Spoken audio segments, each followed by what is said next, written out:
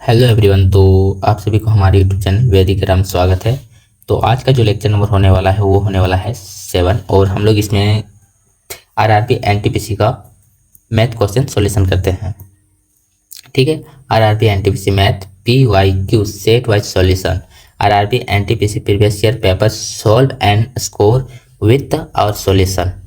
ठीक, मैथ्स का जो 30 क्वेश्चन होता है best solution with best analysis के साथ हम लोग यहाँ करते हैं, जो कि आरआरबी एनटीपीसी द्वारा जो 2020 में क्वेश्चन किया गया था वो सेट वाइज हम लोग का उठाते हैं और यहाँ 30 क्वेश्चन जो होता है उसमें से 27 के आसपास हम लोग क्वेश्चन सॉल्यूशन करते हैं। बाकी जो रहता है 2 या 3 क्वेश्चन आप लोग के लिए दिया जाता है जो कि आप लोग को सॉल्यूशन करना होता है और उसका आंसर कमेंट बॉक्स में करना होता है। तो चलिए हम लोग आगे बढ़ते हैं। आज का क्वेश्चन नंबर 1 से स्टार्ट करते हैं। क्वेश्चन नंबर 1 में क्या बोला गया है तो आप सभी देख सकते हैं कि क्वेश्चन नंबर 1 में बोला गया है कि यदि x का पावर 4 प्लस 1 बाई एक्स का पावर 4 इज इक्वल टू 194 तो x cube plus 1 by x Q का मान ज्ञात कीजिए। ठीक है, तो हम लोग यहाँ जानते हैं कि x plus 1 by x is equal to k है, तो हम लोग x square plus 1 by x square जाते हैं तो हम लोग k स्क्वायर माइनस का 2 करते हैं। ठीक है, उसके बाद अगर हम लोग यहाँ से x का पावर 4 प्लस 1 बाई एक्स का पावर 4 करेंगे तो क्या हो जाएगा, के स्क्वायर माइनस 2 का होल स्क्वायर माइनस 2 करेंगे। ठीक है, ये होगा। और यहाँ से हम लोग ये दिया हुआ है आपका x का पावर 4 प्लस 1 बाई एक्स का पावर 4 बराबर 194, तो हम लोग ये निकालने वाला है। तो पहले हम लोग को यहाँ जाना होगा, क्योंकि यहाँ से अगर हम लोग को जाना है x cube plus 1 by x Q तो यहाँ हो जाएगा k का क्यू माइनस 3k होगा। ठीक है, तो हम लोग पहले x प्लस 1 बाई एक्स चाहिए। इसके लिए हम लोग पहले निकालने के लिए यहाँ रिवर्स जाएंगे, जैसे यहाँ से ये रिवर्स जाएंगे। रिवर्स जाने के लिए क्या करेंगे, इसमें अगर माइनस किया गया है तो हम लोग रिवर्स जाने के लिए क्या करेंगे, प्लस करके अंडर रूट करेंगे। तो यहाँ प्लस 2 करेंगे तो कितना हो जाएगा 196, और 196 का अंडर रूट करेंगे तो 14 आएगा, जो कि x square plus 1 by x square का मान होगा। ठीक है, अब हम लोग क्या करेंगे, इसमें फिर से 2 ऐड करेंगे और अंडर रूट करेंगे। तो यहाँ से हम लोग करेंगे x plus 1 by x is equal to कितना आ जाएगा, तो 14 और 2 16 का अंडर रूट निकालेंगे तो 4 आएगा, ये निकल गया।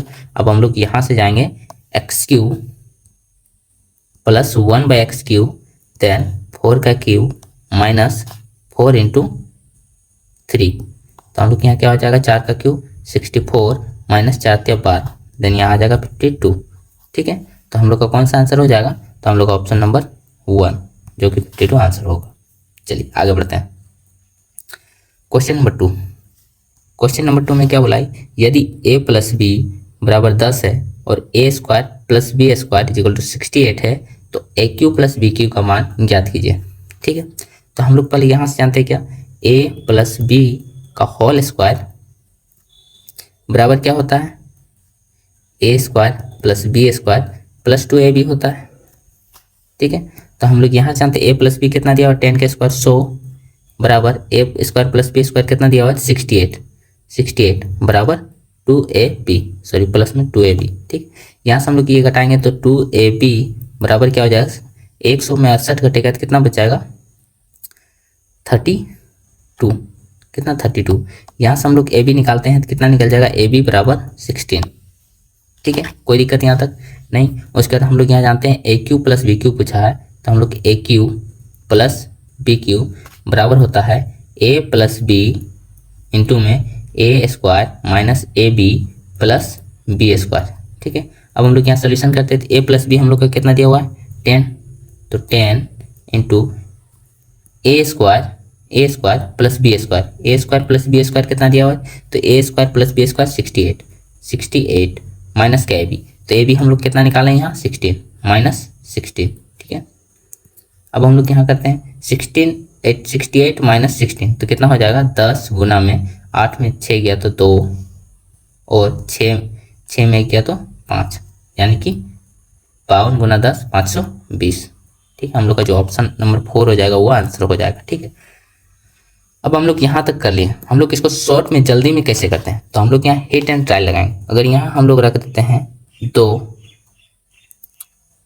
+ 8 क्या हो जाएगा, 2 + 8 10, और 2 का स्क्वायर करेंगे तो 4 और 8 का स्क्वायर करेंगे तो 64, यानी कि कितना आ जाएगा 68, यानी कि ये सेटिस्फाइड कर रहा है। तो हम लोग यहाँ से डायरेक्टली करेंगे तो यहाँ पर तो यहाँ ए क्यू यानी 2 का क्यू कितना हो जाएगा 8, और 8 यहाँ बी में रखेंगे 8, तो 8 का क्यू कितना होता है, 8 का क्यू 512, 512, तो 512 प्लस 8 कितना हो जाएगा, तो 520। ये आपका हो जाएगा हिट एंड ट्रायल मेथड। ठीक है, चलिए आई होप कि आप सब लोग को अच्छा समझ में आया होगा। चलिए आगे बढ़ते हैं। Question number 3।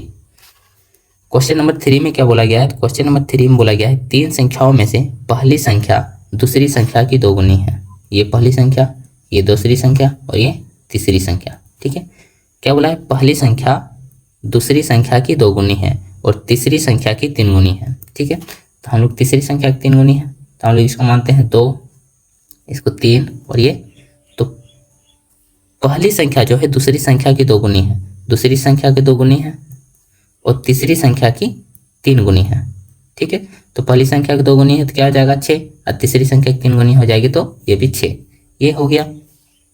अब हम लोग को बोला गया है यदि तीन संख्याओं का औसत 880 है, औसत 880 है, तो हम लोग यहाँ 3 से गुना करेंगे तो ये हम लोग का जो संख्या तीनों का होगा वो योग निकल जाएगा। तो 3 0 3 8 24 के 4 हाथ में 2, 3 8 24 और 2 26, ये हम लोग तीनों संख्या का योग निकल गया। ठीक है, अब हम लोग पूछा क्या है, तो बोला सबसे छोटी संख्या क्या है, तो सबसे छोटी संख्या हम लोग क्या है 2 है, तो हम लोग ये जो है ये तीनों का योग का मान दिया हुआ है, तीनों का योग कितना हो जाएगा, तो 6 3 9 तो 11, तो ये 11 का मान दिया हुआ है हम लोग का, 26 40 जो है 11 का मान दिया हुआ है, तो हम लोग 2 का मान निकाल देंगे।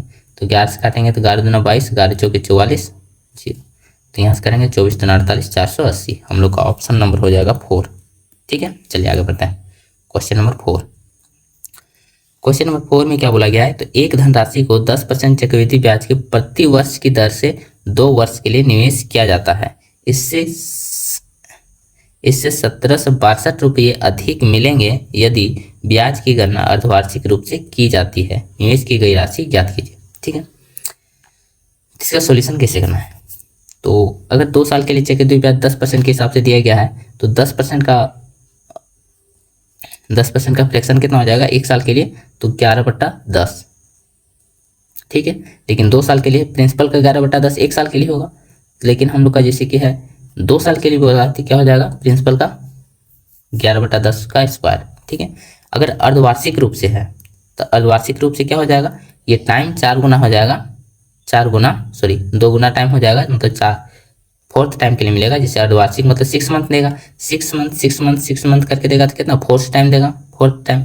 और इसका जो ब्याज है वो अर्धवार्षिक मतलब कि कितना 5% हो जाएगा। ठीक है, 5% का फ्रैक्शन कितना हो जाएगा प्रिंसिपल, तो 5% का प्रिंसिपल जो है 1/20, यानी कि एक साल के लिए वो 21/20 देगा ब्याज। ठीक है, तो हम लोग का 4th टाइम देगा तो कितना देगा, तो हो जाएगा 20, यानी कि 21/20, ये हो जाएगा कितना 4th टाइम के लिए। ठीक है, और ये दोनों का जो डिफरेंस दिया गया है, ये हम लोग का दोनों का डिफरेंस कितना दिया गया है, तो 1762 रुपये दिया गया है। ठीक है, तो हम लोग इसका सॉल्यूशन कैसे करेंगे, तो हम लोग इसका सॉल्यूशन बहुत ही सरल से करेंगे क्या, पी इंटू 21/20 का पावर 4 माइनस प्रिंसिपल जो है 11/10 का स्क्वायर, और ये जो दोनों डिफरेंस दिया हुआ है 1762। ठीक है, चलिए आगे बढ़ते हैं, सॉल्यूशन करते हैं। यहाँ पी कॉमन ले लेते हैं हम लोग, तो क्या हो जाएगा 21 का गुना 4 बार अगर करते हैं तो हम लोग कितना आ जाएगा 19, आपका यहाँ अगर गुना करते हैं 21 का पावर 4 टाइम तो 194481 बटा में 20 का करते हैं तो ये 16, 1,60,000। ठीक है, माइनस 11 के स्क्वायर करेंगे तो 121 बटा में 100, ये हो जाएगा बराबर 1762। यहाँ तक कोई दिक्कत नहीं। हम लोग यहाँ से अगर करते हैं तो पी का ये हो जाएगा आपको कितना, ये आपका एलसीएम हो जाएगा कितना 19,4481 माइनस में आपका ये इधर चला जाएगा तो 1600 गुना 21 करेंगे 121, तो 1600 गुना 121 करेंगे तो 193600, आप मल्टीप्लाई करके देख लीजिएगा, बट्टा में आ जाएगा आपका कितना 16, 1,60,000। ठीक है, बराबर हो जाएगा आपका 1762। फिर हम लोग यहाँ से करते हैं कितना हो जाएगा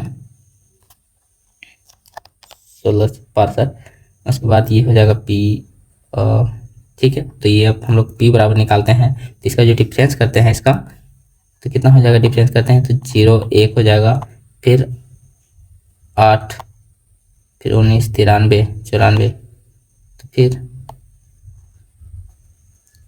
8 1, फिर 8 हो जाएगा, फिर ये 8, तो 881 डिफरेंस आएगा, यानी कि प्रिंसिपल का 881 बटा में 16 1,60,000 बराबर 1762।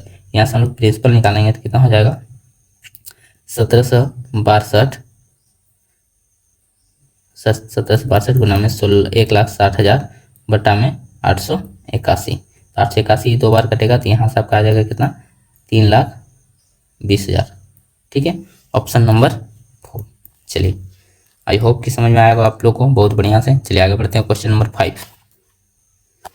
क्वेश्चन नंबर 5 में क्या बोला गया है, अनिल कुमार ने 24,000 रुपये का ऋण साधारण ब्याज सहित उतने ही वर्षों के लिए लिया जितना ब्याज दर है। यदि उसने ऋण अवधि के अंत में ब्याज के रूप में 19,440 का भुगतान किया तो ब्याज की दर क्या है। ठीक है, ब्याज की दर क्या है, तो हम लोग इसको कैसे निकालते हैं हम लोग, तो क्या करेंगे, जैसे कि प्रिंसिपल कितना है 24,000, 24,000 का A%, यानी कि A/100 कितना टाइम के लिए, तो A टाइम के लिए। और ये कितना मिला है हम लोग का, कितना मिला है हम लोग का, तो ये मिला है 19,440। ठीक है, इसको सॉल्यूशन करते हैं, तो यहाँ से 2 0 2 0 कैंसिल, यहाँ से 1 0 1 0 कैंसिल, इसको 24 से काटते हैं तो 24 से काटते हैं तो 24 8 192 और 24 से कम 24, यानी कि A² बराबर कितना आ गया 81, तो A बराबर कितना आ जाएगा 9। ठीक है, चलिए ऑप्शन नंबर 4 आपका यहाँ टाइम भी हो जाएगा 9 और जो परसेंटेज है रेट ऑफ इंटरेस्ट वो भी 9% हो जाएगा। चलिए आगे बढ़ते हैं, क्वेश्चन नंबर 6। क्वेश्चन नंबर 6 में क्या बोला गया है, तो हम लोग देखते हैं, एक व्यक्ति एक वृत्ताकार तालाब के ठीक एक बार चक्कर लगाता है। यदि उसका कदम 44 सेंटीमीटर लंबा है और वह तालाब के चारों ओर घूमने के लिए 700 कदम उठाता है, तो तालाब का क्षेत्रफल ज्ञात कीजिए। तो एक चक्कर लगाने में कितना दूरी तय करेगा, तो 2πr 2πr बराबर कितना दिया हुआ है 700 कदम, यानी कि 7 गुना 44, 700 गुना में 44 सेंटीमीटर।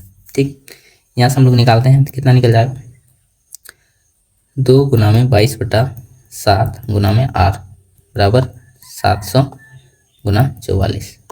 यहाँ से निकालते हैं तो 22 गुना 44 से 44 कैंसल, तो r बराबर 70, ये 7 7 49 100। ठीक है, 4900 ये हो गया हम लोग का सेंटीमीटर में, तो हम लोग मीटर में करेंगे तो कितना 1000 से 100 से डिवाइड करेंगे, 100 से डिवाइड करेंगे तो 49 मीटर हो जाएगा। ठीक है, अब हम लोग का क्षेत्रफल निकालना है, तो πr² होता है क्षेत्रफल सर्कल का, तो यहाँ से 22/7 गुना में 49 गुना में 49। ठीक है, 7 से 7 बार कटेगा तो 7 से 49। अब इसको हम लोग मल्टीप्लाई कर देंगे, तो मल्टीप्लाई कर देंगे तो कितना हो जाएगा, तो 7 9 63 के 3 हाथ में 6, 7 चौके 28 28 7 6 34 गुना में 22 करेंगे तो 22 66 के 6 हाथ में 6, 22 चौके 88 88 और 6 94 के 4 हाथ में 9, 22 66 66 और 9 65, यानी कि 65 46, सॉरी 22 66 66 और 9 75 75 46। ऑप्शन नंबर 3 आपका आंसर हो जाएगा। चलिए आगे बढ़ते हैं, क्वेश्चन नंबर 7। क्वेश्चन नंबर 7 में बोला गया आपका, ट्रायंगल ABC में A 90 डिग्री है। ठीक है, ट्रायंगल ABC में ये आपका 90 डिग्री दिया गया है। ठीक है, एक सेकेंड,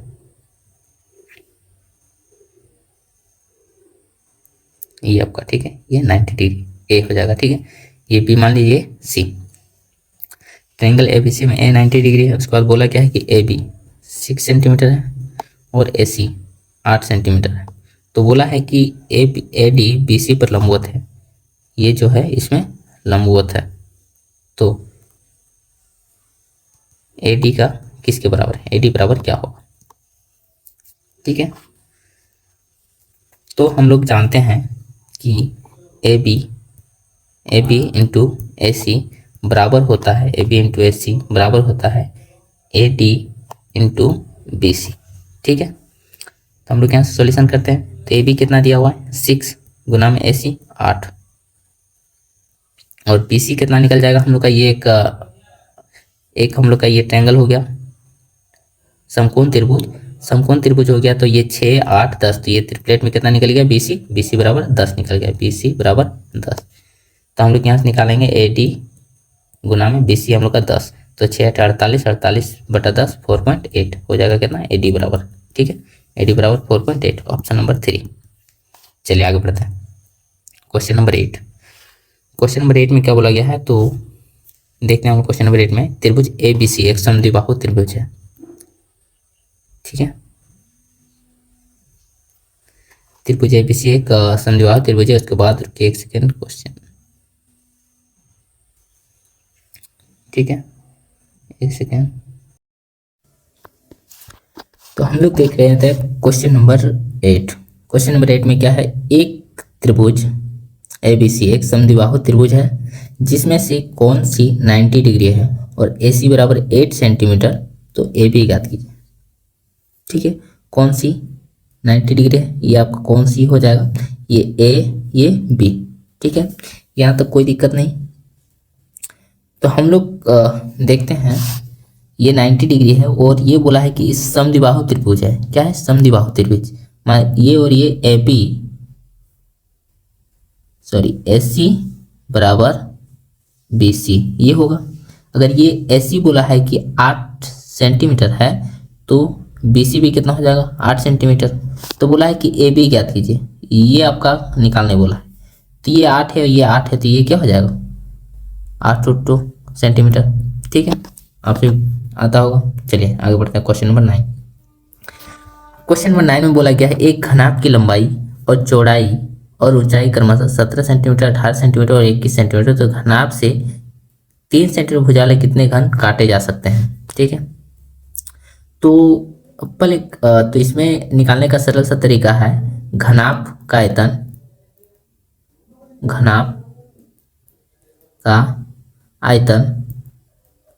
बटा में घन का आयतन।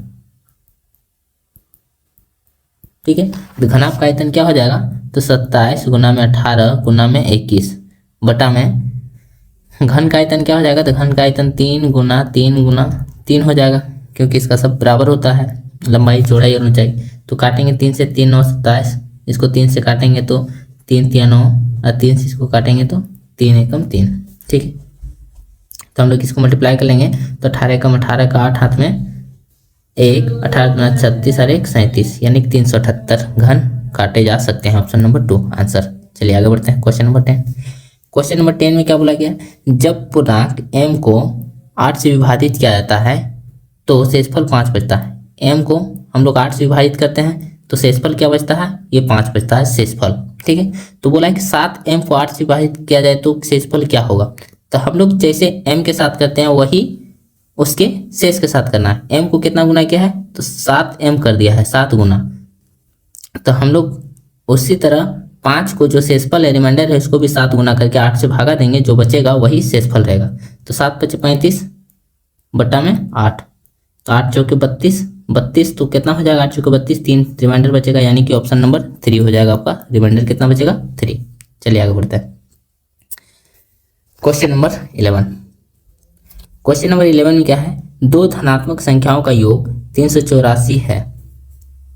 ठीक, और उसका HCF 24 है, तो ऐसी संख्याओं के कितने युग्म बन सकते हैं। कोई संख्या HX है और HY है, तो हम लोग H क्या है, यहाँ हम लोग का H है, हम लोग का HCF। तो योग बोला है तो क्या हो जाएगा, H कॉमन आएगा, X + Y ये होगा। तो हम लोग कभी उसका योग हो जाएगा, इसमें से HCF से भाग देते हैं तो क्या बचेगा, दोनों संख्याओं का रेशियो का योग बचेगा। तो इसी तरह हम लोग यहाँ भाग देते हैं 384 को 24 से, तो कितना बार में कटेगा, तो 24 एकम 24, 24 एकम 24 और ये हो जाएगा 24 × 144, यानी कि 16 बचा। ये x प्लस वाई का है, x plus y equal to कितना हो गया 16। तो इसको किस तरह कितना युग्म बना सकते हैं, तो हम लोग इसका युग्म जो बनाने के लिए लिखते हैं 1 15 2 14 भी लिख सकते हैं। लेकिन देखिए यहाँ होगा इसका HCF ये लोग का जितना है इसका HCF एक ही होना चाहिए, मतलब ये अपने आप में भाज्य संख्या होना चाहिए, तो ये नहीं होगा। तो हम लोग 1 15 फिर हम लोग लिख सकते हैं 2 3 13 और 7 9 ये। तो कितना युग्म बना सकते हैं 1 15 3 13 और 7 9, ठीक है 3 युग्म बना सकते हैं, ऑप्शन नंबर 2। चलिए आगे बढ़ते हैं क्वेश्चन नंबर 12। क्वेश्चन नंबर 12 में क्या बोला गया है, तो 500 से छोटी सबसे बड़ी संख्या ज्ञात कीजिए जो 6 14 और 28 से विभाज्य हो। 500 से छोटी सबसे बड़ी संख्या ज्ञात कीजिए, तो यही ऑप्शन में से ही होगा जो भी होगा। तो हम लोग ऑप्शन को डायरेक्टली 6 14 और 28 से डिवाइड करके देखेंगे, जो कर जाएगा वही आंसर होगा। तो 6 में क्या है 2 और 3 है, 2 और 3, इसमें क्या है तो 2 और 7 है, और इसमें 7 और 4 गुना में, ठीक है। तो हम लोग देखते हैं ये 3 से कटने वाला है नहीं, 6 4 10 ये भी 3 से नहीं कटने वाला है, ठीक है। बाकी बचा ये और ये, ठीक है। तो हम लोग देखते हैं कि 7 से, तो क्या 7 से ये कटने वाला है नहीं, तो ये भी नहीं होगा, यानी कि ऑप्शन नंबर 4 ये हम लोग ऑप्शन से डायरेक्टली बन गया। चलिए आगे बढ़ते हैं क्वेश्चन नंबर 13। क्वेश्चन नंबर 13 में क्या बोला गया है, तो एक संख्या के 4/5 भाग को, कोई संख्या x है इसका 4/5 भाग, 4/5 भाग के 4/5 भाग संख्या के 3/4 से, उसी संख्या के 3/4 से 12 अधिक है, इसका जो डिफरेंस कितना है 12 अधिक है। तो हम लोग यहाँ से देखते हैं, तो 4 4 16 5 3 15 x/20 बराबर कितना है 12, तो इधर गुना हो जाएगा, तो x बराबर 12 24 240। तो हम लोग का वो संख्या क्या निकल जाएगा, संख्या क्या है ये पूछा गया है, तो संख्या हम लोग का 240 निकल जाएगा। चलिए आगे बढ़ते हैं क्वेश्चन नंबर 14। क्वेश्चन नंबर 14 में क्या बोला गया है, बोला है कि दो संख्याओं का योग और अंतर का गुना 5 गुना है। कोई संख्या x प्लस वाई है और योग और उसका अंतर जो है x माइनस वाई, इसका 5 गुना। दो संख्या का योग इसका 5 गुना है। यदि छोटी संख्या 24 है तो बड़ी संख्या ज्ञात कीजिए, ठीक है। छोटी संख्या मतलब कि ये होगा, क्योंकि इसी में घटाते हैं। चलिए, तो x प्लस 24 बराबर 5 गुना में x माइनस 24 ये होगा। तो हम लोग कैसे x प्लस 24 हो जाएगा, और यहाँ से करेंगे तो 5x माइनस 24 बचे 120 ये हो जाएगा। फिर यहाँ से करते हैं तो ये इधर चल जाएगा तो 4x, और ये इधर आ जाएगा तो 24 144 एक 4 से काटेंगे तो 4 या 12 और 4 छक 24, यानी कि x बराबर क्या आ गया तो 36। ये हम लोग का हो गया ऑप्शन नंबर 3, ठीक है। चलिए आगे बढ़ते हैं क्वेश्चन नंबर 15। क्वेश्चन नंबर 15 में बोला गया वह छोटी से छोटी संख्या ज्ञात कीजिए जिससे पूर्ण वर्ग बनाने के लिए 60,065 में घटाया जा सके, ठीक है 60,065 में। तो हम लोग को यहाँ इसको क्या करना होगा, तो इसमें हम लोग को घटाना है। तो हम लोग सबसे घटा के देखेंगे, अगर 40 घटाते हैं तो हो जाएगा 60 25, इसमें देखेंगे 30 घटाएंगे तो 60,035, इसमें घटाएंगे तो 60,030, और ये 20 घटाएंगे तो 60,045, ठीक है। तो किसी का भी हम लोग एक्सपायर करते हैं तो उसका लास्ट 2 डिजिट 35 नहीं आता है, ना ही 30 आता है और ना ही 45 आता है, किसी का भी एक्सपायर करते हैं। तो हम लोग का ऑप्शन जो हो जाएगा ये 40 घटाने पर 60,025 आएगा, जो कि हम लोग का आंसर होगा, ठीक है। चलिए आगे बढ़ते हैं क्वेश्चन नंबर 16। क्वेश्चन नंबर 16 में बोला गया है यदि एक आयताकार भूखंड की लंबाई और चौड़ाई क्रमशः 10% और 8% की वृद्धि की जाती है तब उसका क्षेत्रफल में कितने प्रतिशत की वृद्धि या कमी होगी, ठीक है। देखिए ये एक आयताकार है, इसकी लंबाई में 10% की वृद्धि की जाती है, ठीक है, इसकी चौड़ाई में 8% की वृद्धि की जाती है, ठीक है। तो क्या होगा, तो हम लोग देखते हैं इसका क्षेत्रफल में, तो क्षेत्रफल कैसे निकलता है, लंबाई गुने चौड़ाई, लंबाई गुने चौड़ाई निकलता है, ठीक है, इसका क्षेत्रफल। तो हम लोग इसमें क्या करेंगे, सक्सेसिव लगेगा, एल गुना बी यानी कि सक्सेसिव। सक्सेसिव कैसे लगाते हैं, तो लगा सकते हैं जैसे कि किसी भी संख्या का एल बी हो जाएगा, तो हम लोग निकालते हैं सक्सेसिव का फॉर्मूला आता है x plus y plus x into y बटा में 100, ये हो जाएगा, ठीक है। तो एक्स हम लोग का मान लीजिए 10% हो गया, तो कैसे कर सकते हैं, 10 प्लस 8 प्लस 10 इंटू में 8 बटा में 100, ठीक है। तो एक जीरो से एक जीरो कैंसर, और यहाँ हो जाएगा 10 8 18, 18.8% की वृद्धि होगा, क्या होगा, 18.8% की वृद्धि, ऑप्शन नंबर 3। चलिए आगे बढ़ते हैं, क्वेश्चन नंबर 17। क्वेश्चन नंबर 17 में क्या बोला गया है, तो एक वस्तु को 45,000 रुपये में बेचने पर किसी व्यक्ति को 10% की हानि होती है, यानी कि 45,000 जो है ये 10% की हानि होने के बाद है, यानी कि ये कितना परसेंट का वैल्यू है, 90% का वैल्यू है। तो बोला है 15% का लाभ प्राप्त करने के लिए उसे किस राशि में बेचा जाना चाहिए, 15% का लाभ मतलब कि 115% में बेचा जाना चाहिए, ठीक है। अब हम लोग यहाँ से कैंसिल करते हैं, काटते हैं, ठीक है, ठीक कटेगा, 45 से कम 45, 45 तो ना 90, ठीक है। उसके बाद इसको काटेंगे 2 से, ये 500 में कट जाएगा, ठीक है। अब यहाँ से मल्टीप्लाई करते हैं, तो 0 से 0 और 5 बचे 25 के 5 हाथ में 2, 5 कम 5 और 2 7 और 5 कम 5, 575 ऑप्शन नंबर 4। चलिए आगे बढ़ते हैं, क्वेश्चन नंबर 18। क्वेश्चन नंबर 18 में क्या बोला गया है, तो एक दुकानदार अपने सामान पर मूल्य इस प्रकार अंकित करता है कि 20% छूट देने के बाद भी उसे 8% का लाभ प्राप्त होता है। तो एक वस्तु का अंकित मूल्य ज्ञात कीजिए, मार्केट प्राइस ज्ञात करना है, ठीक है, अंकित मूल्य। तो बोला इसकी मूल्य ज्ञात कीजिए जिसकी कीमत उसे 500 रुपये पड़ती है, यानी कि सीपी कितना पड़ता है, तो 500, ठीक है। इसको 8% का लाभ प्राप्त होता है इसमें, तो इसका 8% कितना हो जाएगा, 500 का 8% 40, यानी कि जो उसका सेलिंग प्राइस होगा वो कितना होगा, 540 इसका सेलिंग प्राइस, इसका सेलिंग प्राइस कितना है, 540।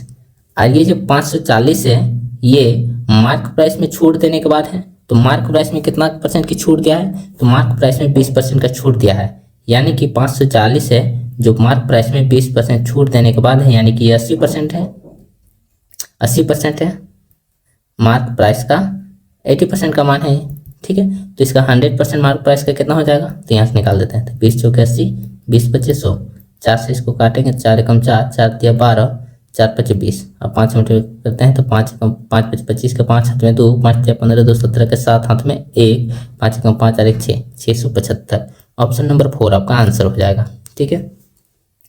आई होप कि आप सभी को बहुत बढ़िया समझ में आ रहा होगा। क्वेश्चन नंबर आगे बढ़ते हैं 19। चलिए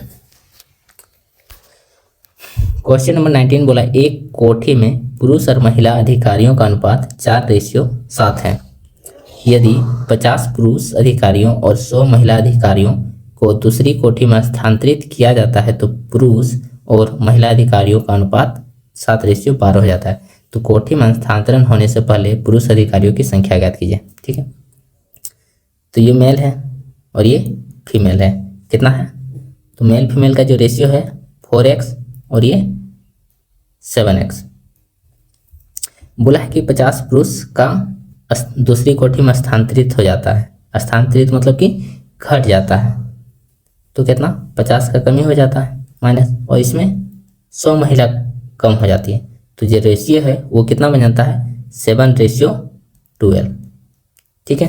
तो हम लोग यहाँ से करते हैं, निकालते हैं, तो क्रॉस मल्टीप्लिकेशन से हम निकालेंगे, तो यहाँ से हो जाएगा, एक बार इससे मल्टीप्लाई करना है, इसको मल्टीप्लाई करके डिफरेंस लेना है, तो हो जाएगा कितना 7 7 49 और 12 चौक 48, डिफरेंस कितना हो जाएगा x का 1x का बराबर, यहाँ से हम लोग देखेंगे तो फिर इसके साथ मल्टीप्लाई करना है, इसके साथ और इसके साथ, तो 700 और 12 पचे 60, 600 और 700 का डिफरेंस 100, यानी कि x बराबर हम लोग को निकल जाएगा 100।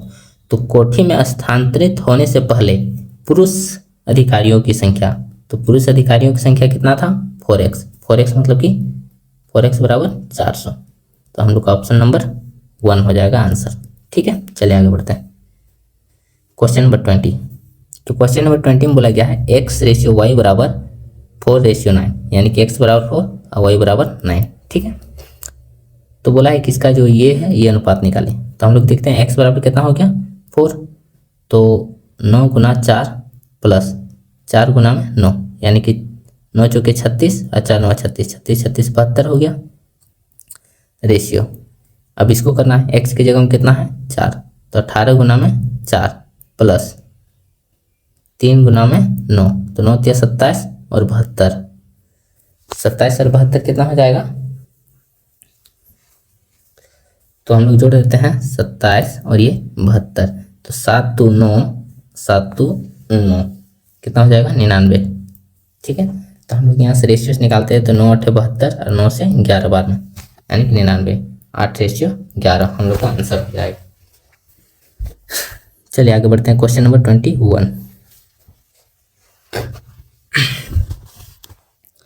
तो क्वेश्चन नंबर 21 में हम लोग क्या देखते हैं कि एक कार्यालय में पूरे कर्मचारियों का औसत वेतन 35,060 है, 35,060 रुपये है प्रति माह है, और अधिकारियों का औसत वेतन 5400 रुपये प्रति माह है, और गैर अधिकारियों का वेतन 2600 रुपये प्रति माह। यदि अधिकारियों की संख्या 12 है तो कार्यालय में गैर अधिकारियों की संख्या ज्ञात कीजिए।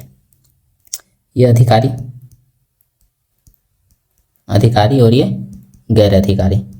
ठीक है, गैर अधिकारी की संख्या, तो हम लोग का जो है एलिगेशन लगा देते हैं। तो टोटल जो रेशियो है सभी अधिकारियों का पूरे कर्मचारियों का औसत वेतन कितना है 3560। ठीक है, इसमें से बोला क्या है कि अधिकारियों की जो औसत वेतन है कितना है 5400, तो यहाँ लिख देते हैं 5400, और गैर अधिकारी को जो औसत वेतन है 2600, तो यहाँ हो जाएगा 2600। ठीक है, अब हम लोग यहाँ लगा देते हैं एलिगेशन। तो हम लोग यहाँ एलिगेशन लगाते हैं, तो ये घटाते हैं तो कितना हो जाएगा 5400 3560 घटाएंगे तो 0 में 0 गया तो 0, ये 10 में 6 गया तो 4, और ये 13 में 5 गया तो 8, और ये 4 4 में 3 गया तो 1, 1840। और यहाँ से घटाएंगे तो 0 में 0 गया तो 0, 6 में 0 गया तो 6, और 15 में 6 गया तो 9। ठीक है, चलिए अब हम लोग यहाँ से क्या करते हैं रेशियो ले लेते हैं। एक सेकेंड, कितना दिया हुआ है 2600 3560 और 5400, तो हम लोग यहाँ से रेशियो ले लेते हैं। तो 0 में 0 घटेगा, फिर 6 में 0 घटेगा तो 6, इसे 15 15 में 6 गया तो 9। ठीक है, अब हम लोग यहाँ से ले लेते हैं रेशियो। तो ये 0 से 0 कैंसिल, फिर काटते हैं तो 4 से काटते हैं, तो ये 4 से 24 और में 24 चौक 96, और 4 से काटेंगे तो 4 4 16, 4 6 24। ठीक है, ये हो गया। अब हम लोग यहाँ से देखते हैं, तो बोला है कि अधिकारियों की जो संख्या है वो कितना है 12, इसका आधा है कितना है इसका आधा 12, 1/2 12 दिया हुआ अधिकारियों की संख्या, इसका भी 1/2 कितना हो जाएगा 23। तो गैर अधिकारियों की संख्या जो है वो 23 हो जाएगा, ऑप्शन नंबर 1। चलिए आगे बढ़ते हैं question number 22। Question number 22 solution करते हैं। तो ये क्या हो जाएगा हम लोग का 1225 है, वो किसका अंडर, जैसे देखिए ये कितना हो गया ये 35 का हो गया। ठीक है, 35 से इसको कैंसिल करते हैं तो ये 2 बार में कटेगा 2x, फिर हम लोग यहाँ करते हैं ये बचा कितना √32 डिवाइडेड बाय x बराबर में हो गया। अब हम लोग यहाँ से क्या करते हैं दोनों तरफ स्क्वायर ले लेते हैं, दोनों तरफ स्क्वायर ले लेते हैं, तो ये स्क्वायर से ये रूट कैंसिल, और ये इसका हो जाएगा 4x²। अब हम लोग यहाँ 32 हो गया, तो 32 बट्टा में x बराबर 4x² हो जाएगा। अब 4 से इसको काटते हैं तो 4 से 8 बार में कटेगा, तो x³ बराबर हो जाएगा 8, तो x बराबर कितना हो जाएगा 2, ऑप्शन नंबर 4। ठीक है, चलिए आई होप कि बहुत ही अच्छा समझ में आ रहा होगा। चलिए आगे बढ़ते हैं क्वेश्चन नंबर 23 में इसका सॉल्यूशन करना है। चलिए, तो ये आज के लिए आप लोग के लिए होमवर्क रहेगा, इसको अच्छा से सॉल्यूशन करके कमेंट बॉक्स में आंसर बताना है। चलिए आगे बढ़ते हैं क्वेश्चन नंबर 24। क्वेश्चन नंबर 24 ये आपका यहाँ दिया हुआ है 3 भागों में, ठीक है। तो हम लोग इसको कैसे सॉल्यूशन करते हैं, तो 3 से इसको काटेंगे, 3 चौके 12, 11 माइनस 4 ये हो जाएगा 7, और ये यहाँ से काटते हैं तो 4 या 12, 4 या 12 पहले ऑफ मल्टीप्लाई होगा तो 12 सत्ते 84, 7, 7 माइनस का 7 ये हो जाएगा क्या, कैंसल आउट, ये हो जाएगा 0। अब यहाँ से हो जाएगा 100 245 माइनस का 135, 245 माइनस 135 110, ऑप्शन नंबर 1 हो जाएगा आपका आंसर। चलिए आगे बढ़ते हैं। Question number 25। क्वेश्चन नंबर 25 में बोला गया है सॉल्व कीजिए। सॉल्व कीजिए मतलब सॉल्यूशन कीजिए। तो पहले होता है जैसे कि आप जानते होंगे बोडमास रूल, उसको पढ़ना है बोडमास, ठीक है, यस। तो पहले ब्रैकेट को सॉल्यूशन करना है, फिर ऑफ का, फिर डी से डिवाइड का, फिर एम से मल्टीप्लाई का, और उसके बाद एडिशन कीजिए या सब्ट्रैक्शन कीजिए। तो हम लोग पहले यहाँ ब्रैकेट का तो दिखते हैं, यहाँ एक है तो 8 में से 4 गया तो ये हो जाएगा 4, 4 या 12, 27 में 12 घटाएंगे तो कितना हो जाएगा 15, नीचे हो जाएगा 15, ऊपर में करते हैं तो 3 8 24, 24 माइनस 4, 24 माइनस 4 20, 20 और 25 45, तो ऊपर में 45, तो 15 से डिवाइड करेंगे, 15 या 45, ऑप्शन नंबर 3, ठीक है। चलिए आगे बढ़ते हैं। Question number 26। क्वेश्चन नंबर 26 में बोला गया है कि एक आदमी 75 किलोमीटर प्रति घंटा की गति से चलने वाले ट्रेन से 420 किलोमीटर की दूरी यात्रा करता है और 50 किलोमीटर प्रति घंटा गति से गाड़ी से वापस लौटता है, तो पूरी यात्रा के दौरान औसत की गति याद कीजिए। तो कभी भी औसत दो स्पीड एक्स स्पीड और वाई स्पीड से सेम डिस्टेंस को कवर करता है। यही डिस्टेंस को एक तरफ से जाता है, दूसरी तरफ जाता है, सेम डिस्टेंस को एक्स स्पीड से जाता है और वाई स्पीड से आता है, तो आपका जो एवरेज स्पीड हो जाएगा, एवरेज स्पीड बराबर हो जाएगा 2 इंटू एक्स वाई बट्टा में एक्स प्लस वाई, ये हो जाएगा। तो इसी में लगा देना है। तो हम लोग का जो एक्स कितना है 75 और वाई कितना है 50 किलोमीटर, तो हम लोग यहाँ करते हैं क्या हो जाएगा 2 गुना में 75 गुना में 50 बट्टा में 75 प्लस 50 कितना हो जाएगा 125, तो 25 से 25 दूना 50, अब 25 बचे 125, फिर 5 से काटेंगे तो 15 बचे 75, तो मल्टीप्लाई करेंगे 15 दूना 30 दूना 60, तो एवरेज स्पीड क्या हो जाएगा 60 किलोमीटर प्रति आवर, ऑप्शन नंबर 3, ठीक है। चलिए आगे बढ़ते हैं। Question number 27। क्वेश्चन नंबर 27 में क्या बोला गया है, तो ए और बी एक काम को 20 दिनों में कर सकते हैं। ए और बी जो है एक काम को ए प्लस बी 20 दिनों में कर सकते हैं, ठीक है। उसके बाद है बी एंड सी कितने दिन में कर सकता है, तो 30 दिनों में कर सकता है, 30 दिनों में कर सकता है। बोला है कि एक काम को पूरा करने में सी से 2 गुना दक्ष है, ठीक है। ए जो है सी से 2 गुना दक्ष है, मतलब ये एक एफिशिएंसी करता है तो ये 2 एफिशिएंसी करता है, ये एफिशिएंसी हो गया। तो टाइम कितना लेगा, टाइम अगर ये 1 लेगा तो ये 2 टाइम लेगा, ठीक है। चलिए तो यहाँ पहले हम लोग एफिशिएंसी निकालते हैं, तो टोटल वर्क कितना हो जाएगा 60, तो ए बी कितना का एफिशिएंसी करेगा 3, 20 या 60, और बी सी कितना का एफिशिएंसी करेगा 2, 30 तो ना 60।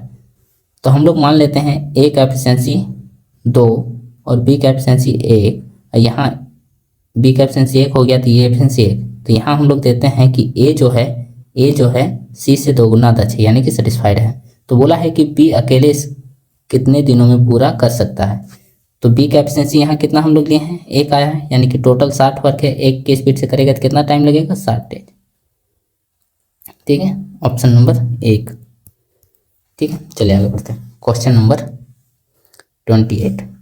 क्वेश्चन नंबर 28 में क्या बोला गया, ए और बी एक काम को क्रमशः 40 दिन और 60 दिनों में करता है। ए और बी 40 दिन और 60 दिनों में करता है। वे कुछ दिनों के लिए एक साथ काम करते हैं और बी नौकरी छोड़ देता है। यदि शेष काम को 10 दिनों में पूरा करता है ए शेष काम को, तो ज्ञात कीजिए कि बी ने कितने दिन काम किया था, बी कितना दिन तक काम करके काम छोड़ दिया, ठीक है।